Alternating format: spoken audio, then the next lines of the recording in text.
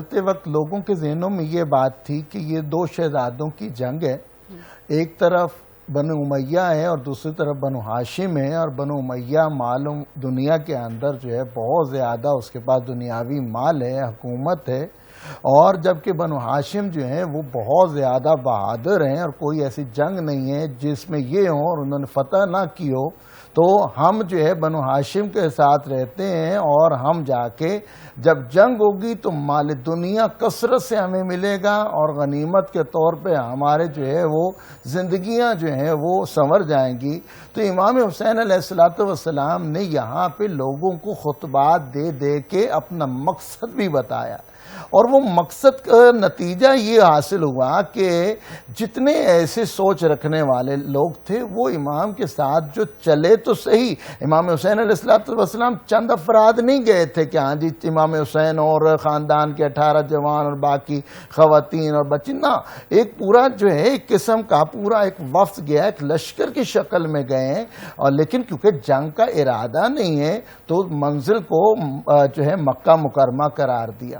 اور وہاں پہ رستے میں کتنے ایسے افراد تھے جو خطبات کے ذریعے امام حسین سے چھوٹتے چلے گئے اور امام حسین کو اکیلا چھوڑ کے آگے امام بڑھتے رہے، یہاں تک کہ مکہ مکرمہ کے اندر پہنچے. 4 مہینے کا قیام ہے امام حسین کا مکہ مکرمہ کے اندر. 28 رجب کو یہ کاروان مدینہ سے چلا تھا اور اس کے بعد 4 مہینے جو ہے مکہ مکرمہ کے اندر بھی امام حسین علیہ السلام سے کافی لوگ آ کے ملے. کتنوں نے امام کو چھوڑ کے اپنی راہ لی اور کتنے ایسے تھے جو امام سے ملنا ہی نہیں چاہتے تھے. امام علیہ السلام کا مقصد بڑا واضح تھا کہ امام جو ہیں اس فاسق و فاجر وہ یزید کے مخالف ہیں، اور امام حسین علیہ السلام یہاں پہ خاموش نہیں بیٹھ سکتے. یہاں پہ ایک ذمہ داری ہے امامت کی. امامت ایک منصب الہی ہے اور اس کے اندر ہمارے ہاں یہ چیز واضح ہے کہ قول معصوم، فعل معصوم اور تقریر معصوم سنت کہلاتی ہے. اب یہاں پہ اگر امام حسین علیہ السلام اس فاسق اور فاجر کے سامنے خاموشی اختیار کر لیتے تو یہاں پہ یہ سنت بن جاتی اور امت مسلمہ کے لیے یہ حجت ہو جاتی کہ نبی کا نواسہ جو ہے وہ کچھ نہیں کر رہا اس کے خلاف، اس نے کچھ نہیں یزید کو کہا، اس نے بیعت کر لی ہے، تو پھر ہمارا کیا اس میں رہ جاتا ہے، ہم تو فوراں سے پہلے بیعت کر لیں گے. تو یہیں پہ وقت تھا امام کا. انہوں نے کہا آج وقت ہے کہ ہاں جی میں لوگوں کو اٹھاؤں. مولا نے خطبات دیے، لوگوں نے سنی انسنی کی، مولا نے وہاں پہ لوگوں کو جھنجھوڑا. لیکن حد اس وقت ہو گئی جب وقت حج کا وقت ہے. اب یہ 8 ذی الحجہ تمام تر حاجی جو ہیں وہ منا کی طرف احرام پہن کے حج کا جا رہے ہیں. امام نے کعبہ میں جب طواف کر رہے تھے تو حج کا احرام پہن لیا تھا اور دیکھا کہ ہاں جی کعبہ کی حرمت کو پامال کیا جا رہا ہے کہ مجھے حالت احرام کے اندر کچھ ایسے افراد دکھائی دیے جنہوں نے تلواریں اٹھا رکھی ہیں جو میرے قتل پہ مامور ہیں. تو امام حسین علیہ السلام نے فوراً سے ہی کعبہ کی حرمت کو سامنے رکھتے ہوئے، مکہ کی حرمت کو سامنے رکھتے ہوئے اور اس کی پاک زمین کے امن کو برقرار رکھنے کے لیے امام نے اپنے حج کے احرام کو عمرہ مفردہ میں تبدیل کیا اور اپنے اصحاب کے ساتھ ایک انجانی منزل کی طرف جا رہے ہیں. اور دنیا نے پوچھا، اور یہ مولا کا یہ عمل جو ہے یہ بھی حکیمانہ تھا کہ ہر کوئی ادھر جا رہا ہے اور مولا حسین کی محبت میں لوگ آ رہے ہیں کہ مولا آپ حج پہ ہیں تو ہم تو آپ کے مائیت میں حج ادا کریں گے. اور جب امام بالکل مخالف سمت میں گئے ہیں تو ہر کسی نے سوال کیا ہوگا، امام نے جواب بھی دیا ہوگا میرا مقصد جو ہے وہ حق کی سربلندی ہے، میری منزل جو ہے وہ لا الہ الا اللہ کی بقا ہے اور میں حق کے ساتھ ہوں اور حق کے ساتھ رہوں گا. امام حسین علیہ السلام نے یہاں سے جب سفر شروع کیا تو امام کے بھائی محمد حنفیہ نے امام کو پیغام دیا کہ اے مولا و آقا، آپ میرے بھی آقا ہیں، مولا بھی ہیں، لیکن میں ایک بھائی کی حیثیت سے آپ کو یہ وصیت کرتا ہوں کہ آپ جو ہے یہاں سے واپس مدینہ کی طرف لوٹ جائیں یا یہی مکے میں ہی ٹھہر جائیں۔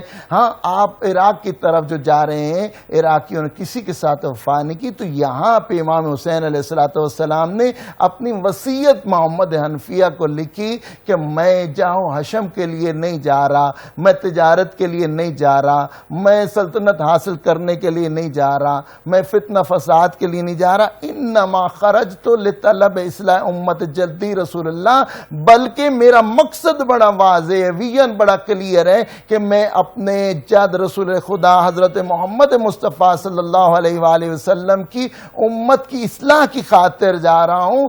ارید امر بالمعروف و نہی عن المنکر، میں بہتری کا، اچھے کا حکم دینے کے لیے جا رہا ہوں اور نہیں سے منع کرنے، منکرات سے منع کرنے کے لیے جا رہا ہوں۔ اور پھر بتا دیے یہ کوئی نیا راستہ نہیں ہے، سیرت جدی و ابی علی ابن ابی طالب، یہ کوئی نیا راستہ نہیں ہے، میرے نانا رسول خدا کا بھی یہی راستہ تھا، میرے بابا علی مرتضیٰ کا بھی یہی راستہ تھا۔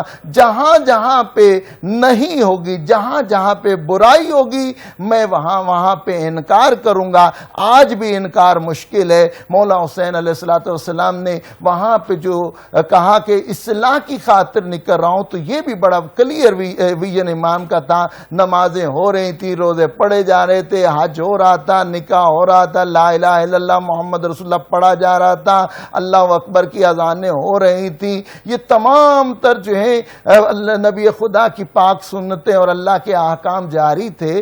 پھر یہاں پہ اصلاح کس چیز کی تھی؟ تو سوال یہیں پہ یہی ہے کہ جب سب کچھ ہو رہا تھا، پھر یہاں پہ کون سی خرابی تھی؟ تو مولا نے کہا ہاں، اگرچہ یہ سارے اعمال ہو رہے ہیں، لیکن ان کے اندر روح ختم ہو گئی ہے، میں ان کے اندر روح ڈالنے کے لیے جا رہا ہوں۔ یہ ساری عبادتیں جو دکھاوے کی ہو گئی یا پھر یہاں پہ عادت کی عبادت ہوگی، اصل مقصد عبادت ہی ختم ہو گیا ہے۔ تو امام حسین علیہ السلام وہاں سے چلے، اور امام حسین علیہ السلام کے ساتھ کتنے لوگ تھے ایسے جنہوں نے امام کو ترک کیا، لیکن کچھ ایسے افراد بھی تھے جنہوں نے امام حسین علیہ السلام کو جو ہے جوائن کیا تھا۔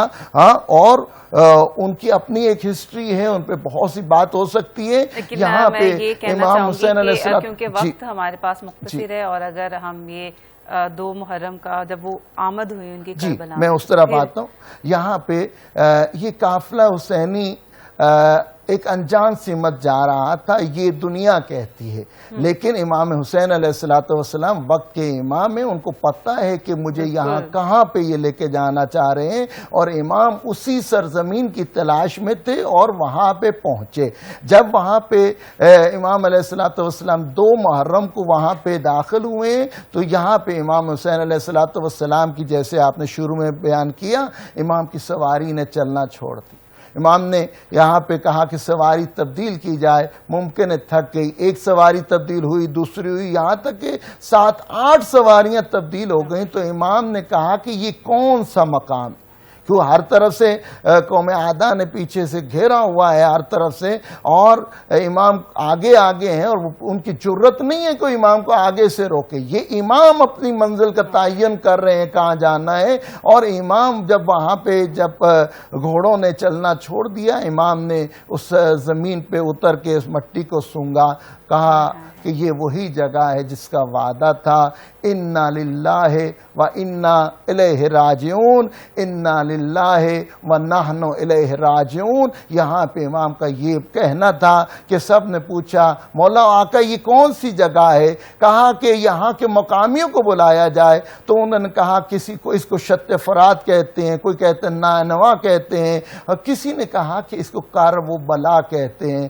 امام نے کہا کہ بس اے عباس بھائی، ابھی یہیں پہ ہمارے خیمے جو لگیں گے، اب ہمارا مقصد منبع یہیں پہ ہے، ہماری یہاں پہ جو ہے ہم نے اپنی شہادتیں پیش کرنی ہیں۔ یہاں پہ امام حسین علیہ السلام کی طرف سے مولا علی اکبر نے جب سوال کیا تھا نا کچھ دیر پہلے، جب امام کی آنکھ لگی تھی اور پوچھا اور اس وقت مولا کی زبان سے انا للہ و انا الیہ راجعون جاری ہوا تو مولا علی اکبر کیونکہ بیٹے تھے تو مولا حسین سے پوچھا اے بابا آپ نے یہ کلمہ استرجاع کیوں بیان کیا ہے؟ یہ تو مصیبت کے وقت کیا جاتا ہے۔ کہتے ہیں کہ میں آنکھ لگی، میں نے دیکھا ہر طرف خون ہی خون ہے اور درندے ہمیں نوچ رہے ہیں اور ہمارا کوئی یاور مددگار نہیں ہے۔ تو کہا کہ گویا کہ موت ہمیں آن گھیرے گی۔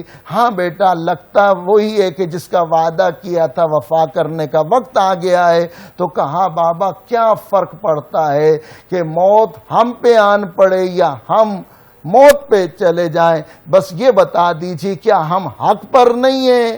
تو یہاں پہ امام مولا علی اکبر نے بھی ہمیں معیار حق بتا دیا کہ دیکھیں معیار کیا ہونا چاہیے۔ انہوں نے کہا کہ اگر حق پہ ہیں تو ہمیں موت کی کوئی پرواہ نہیں ہے۔ امام حسین علیہ السلام یہاں پہنچے ہیں تو ایک حسینی کردار ادا کیا ہے امام نے۔ وہ کیا تھا کہ امام کے پاس پانی کے بہترین وسائل موجود تھے، نہر کے کنارے تھے، پھر سارے مشکیزے پر تھے۔ یہاں پہ امام حسین علیہ السلام جو پیچھے سے لشکر آ رہا تھا، جو اس وقت اس کا سلار تھا، ان کے ہونٹ خشک تھے، ان کے جتنے ساتھی تھے 1000 کا لشکر جو ان کے ساتھ ساتھ تھا ان کے ہونٹ خشک تھے کہ ہاں جی موت طاری تھی ان کے اوپر۔ تو یہاں پہ امام علیہ السلام نے جناب عباس سے کہا عباس ان کے تمام کو پانی پلایا جائے، صرف ان کو نہیں بلکہ جتنے ان کی سواریاں ہیں ہاں ان کو بھی پانی پلایا جائے۔ یہ بھی کہا گیا کہ کیونکہ گھوڑے کی یہ خاصیت ہے کہ پانی پی کے گردن اٹھاتا ہے، تو انہوں نے یہ فرمایا کہ اگر ایک بار اٹھائے تو پانی ہٹانا نہیں ہے،